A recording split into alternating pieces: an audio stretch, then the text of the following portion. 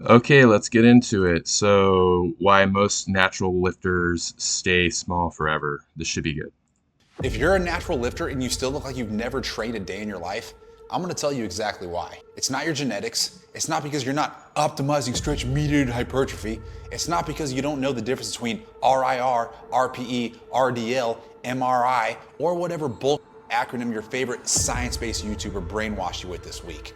It's because you're training like a distracted little girl chasing shiny objects instead of chasing strength. And if that offended That is very true. So, here's the thing is like, you can, when you go to the gym, you can tell like kind of who's there, and they have that goal of attaining a certain look, getting a certain amount of mass on them. It might not even be like they're trying to be like mass monsters, but even if it's just for aesthetics, right? They're trying to gain muscle, and they go to the gym day in, day out, every single day, and they're misguided because they listen to all these influencers who tell them they need like 6-day body part splits, all of these, the RIR, reps in reserve. I didn't even know that was a thing. Like when I first started lifting, I only knew go to failure. Like I never thought like RIR was even a fucking thing. Like I was so shocked when I realized that there were people that did not go to failure. I was like that's like, I don't know, that's like being a little bitch, honestly. But yeah, so like what you need to do is you need to build a strength base. You should be focused on strength as your primary goal. Get strong on your compound movements, and then after you do your compound movements, you can do isolation movements for the aesthetic muscles. So, after you're done doing like incline pressing, then you can go and do your fun exercises, like the side lateral raises. You can do bicep curls, tricep extensions, all of those exercises that are like, the fun aesthetic builders. You can do those, but those are not your bread and butter. Your bread and butter are going to be the compound movements, you know. And if you're going for like aesthetics, not that, that's what I'm saying people should go for, but let's be honest, that's what a lot of these like younger dudes go for. uh, you need to build a base, and then you can, do those aesthetic muscles after. you, good. This might be the video that actually changes your entire physique. I get DMs every day from guys telling me, bro, I'm stuck. Bro, I'm not growing. Bro, should I be doing long length partials with cables at a 17-degree angle to bias the upper clavicular fibers? Mother, you can't even squat 1.5 times your body weight. What are we even talking about? I trained naturally for 20 plus years, zero steroids, and the only reason I look the way I do is because I spent years getting brutally strong at the basics while everyone else was jerking around with cable fly variation. this this guy's story sounds a lot like mine. I've been training for 20 years. I'm 34. I started when I was like 13 or 14. So it's kind of funny. Although this guy, I think, lower body, he's going to be stronger than I am. I don't know about upper body, but lower body, I don't really do a lot of lower body, honestly, these days. But yeah. And machines over free weights. So today I'm giving you the blueprint, the real blueprint, the one all the fake experts conveniently leave out because there's nothing sexy or clickable about it. If you're a natural lifter, there is one path to getting jacked. Get brutally, undeniably strong. I'm talking about real, objective, measurable strength. A double body weight back squat, a 2.5 body weight deadlift, a 1.5 body weight bench press, a body weight overhead press, 20 unbroken strict pull-ups, 20 unbroken strict dips, 10 weighted pull-ups and weighted dips at... He's right. He's right. I mean, if you achieve all of these, I mean, these are like, these are good numbers, to achieve. Like, if you achieve these, there's no way that you're not going to look good, like for real. Even if you don't do the aesthetic exercises, you're still going to look really good if you do all of these. Now, these are a lot of different goals. So like, you're going to have to be very diligent with your programming and stuff. But you don't have to do a million things in the gym. Like, you need to know what your goals are. If you just want to look good, I mean, you could literally just go in and do standing dumbbell military presses, chin ups and pull ups, side lateral raises, bicep curls, and tricep extensions. I'm not saying you should do that if you want to be like a, you know, a respect a respected, weightlifting athlete, quote unquote, that people would think is, strong or whatever. But like, if your goals are just to look good, that's really all you need. You don't even need to do lower body. Now if your goals are, to be strong and overall, respectable in terms of your strength levels, then yeah, I mean, like, going for these numbers are going to be what you should strive for sure. Also, I would say I like the incline press over the bench press personally, and yeah.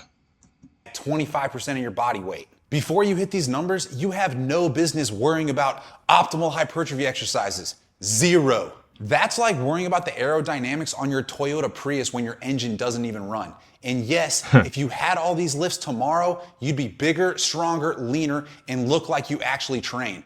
It's obvious. Yeah, see, that's the thing too, is like all these guys who go into the gym, and they start out, they're so concerned with getting that like big, not like huge necessarily, like if they're going for like the aesthetics, but like they want to be lean the entire time. But like what they don't understand is that muscle makes you lean. So when you get a lot of muscle, you have so much leeway in terms of being able to go over like your calorie, maintenance calories and not put on fat. Like even if you put on fat and you just kind of like back off on the carbs and fats for like 1 or 2 days, you're instantly going to be leaner. Like in fact, I would say even like within a 12-hour span of time, if I fix my diet up after being a little bit fluffy, like I will see myself visibly get leaner. And it's because I have so much muscle on my frame that it just eats up calories and fat, right? So like you need the actual muscle mass. You need to make the machine in order to make it easier to be able to get that leanness that you're going for. I mean, you could be lean at any body weight or any amount of muscle mass, but the thing is, like, if you have less muscle mass and you're lean, you're going to have less margin for error when it comes to your diet, right? You're going to have to be even more meticulous. Like, I can get away with more things right now, So, I mean, I'm just over 6 feet tall and I'm like 230 pounds. I fluctuate between like 220 and 230, and I'm, fairly lean. So. And I'm going to say what everyone else is too scared to say. Most fitness YouTubers are either on steroids or small as hell and distracting. Yeah, dude, this guy looks like me in high school. He does like a few push-ups maybe. I don't know. You with. But then again, I mean, he's probably not going for, no hate. He's probably not going for mass or whatever. Like, he's a good-looking guy, but like, not a lot of muscle. Science to make money. Think about Jeff Nippard. I love the guy's editing, but he's been a tiny 5'3", 160-something pound dude for a decade. This guy's roasting everyone. He's just like, next one in, put the next one in the roaster. Turn him around. Okay, who's the next guy? Put him in. Nothing wrong with him, but don't pretend that cables and long length partials turned him into Ronnie Coleman. Mike Israetel, he's been blasting gear for over 13 years, and he still looks like a giant bag of shit. Dorian Yates said it, not me. A bag of shit that gets bigger is just a bigger bag of shit. Still a bag of shit. Athlean X, fake weights. Always has been. Eugene Teo, he's too busy swinging around weighted bats like he's some kind of samurai ninja warrior. Ryan Humiston, whatever the fuck he's doing, EMG studies, worrying about the optimal pulling angle of a lat pull down. That dude's only jacked because he's been on steroids and he's trying to confuse you with trivial bullshit. These guys are entertainers, not educators. Yeah, so last time I was in the gym, I was doing incline dumbbell pressing, and there were these two guys next to me. And, they were talking really loud. They were being obnoxious. During their conversation, it came out that they were 22 years old, and they were talking about their test cycle. They were on 200 milligrams of test, and they were talking about potentially, like in the next couple of weeks, or according to their conversation, they wanted to up it to 500 milligrams of test and add in D-ball. Okay. They were doing incline pressing also. So I'm not on anything, and I was way bigger than these dudes and about the same level of leanness. Okay. It was just crazy, because if anybody observed that entire situation, it would become clear as day to them, because, I have videos on my channel. I incline press the 120-pound dumbbells, and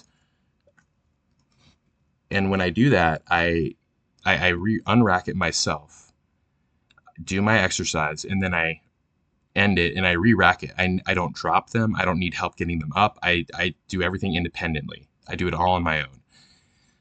These guys needed help.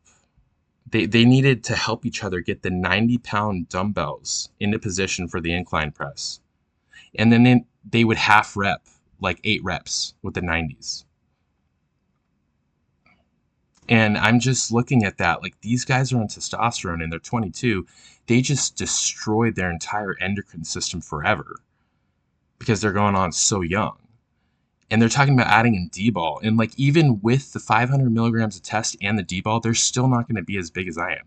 I'm not even trying to toot my own horn here. I'm not trying to brag. I'm just saying it's not about me. It's about how stupid they are for doing that. Everybody wants these shortcuts. They don't understand that it's a long-term game. It's an investment. You have to love the process. I hate to sound cliche, but you really do.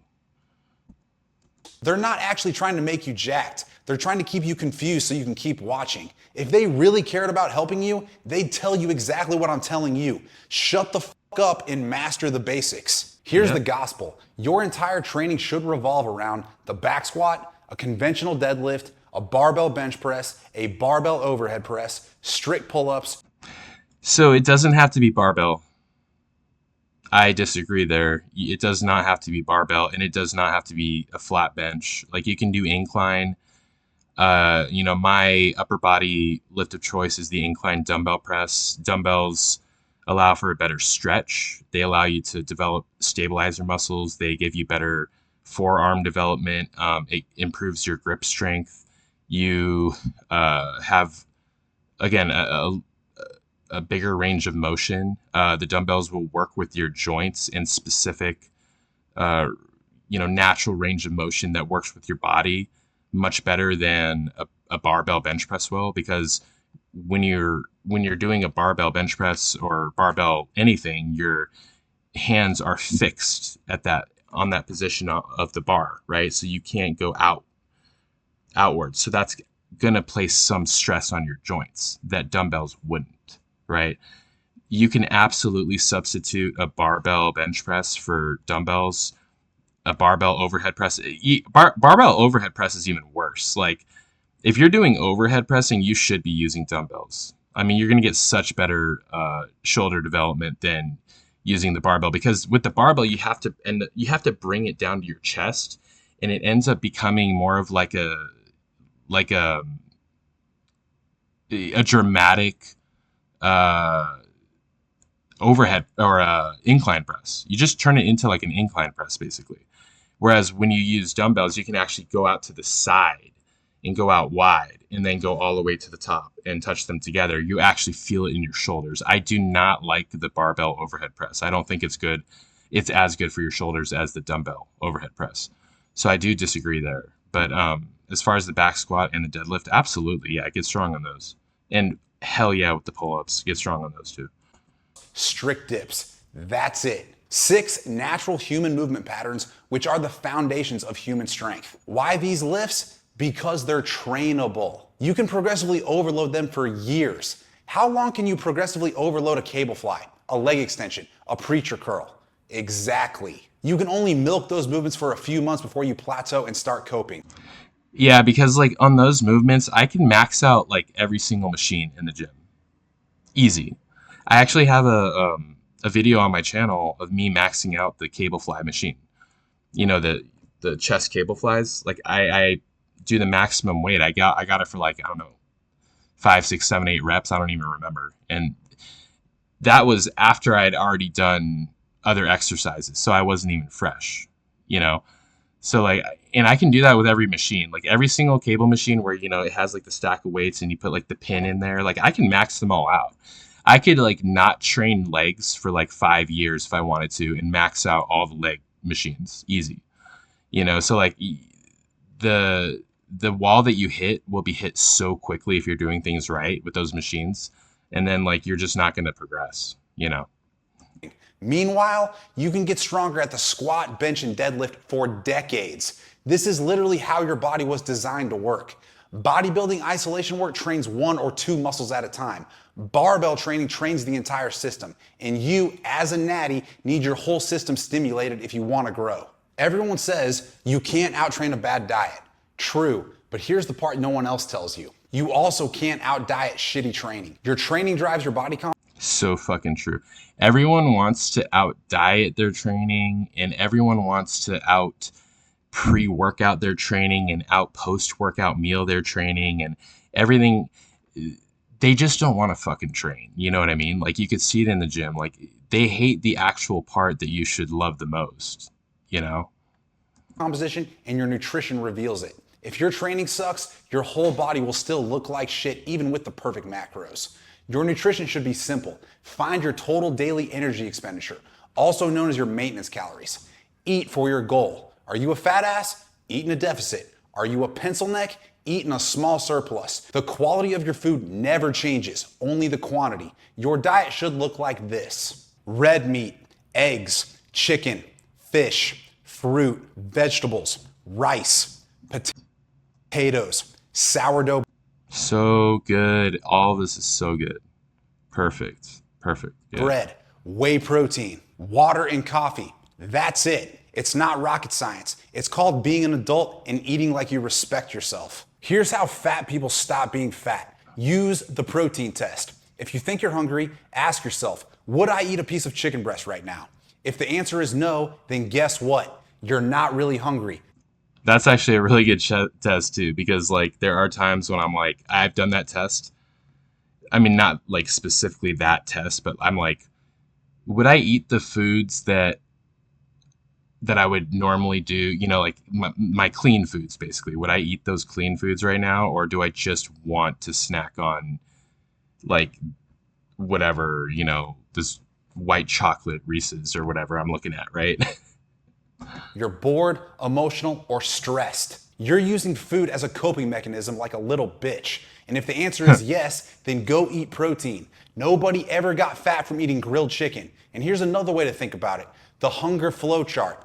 Anytime you think you're hungry, drink a glass of water. If you're still hungry, drink a cup of coffee. If you're still hungry, eat a high protein snack. If you're still hungry, eat a high protein meal.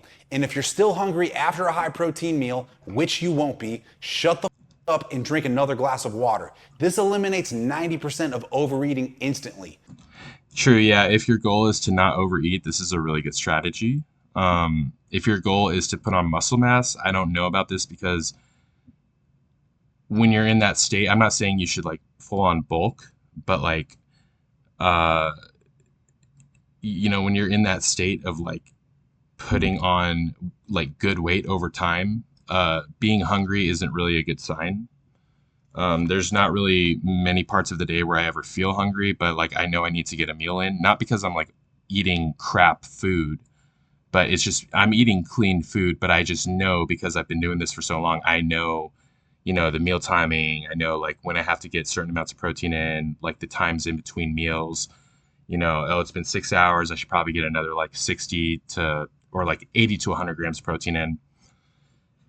I like to get like 80 to like 120 grams of protein in every like 4 to 6 hours. 4 to 6 hours. And that ensures that I hit my, you know, that comfortable protein cushion.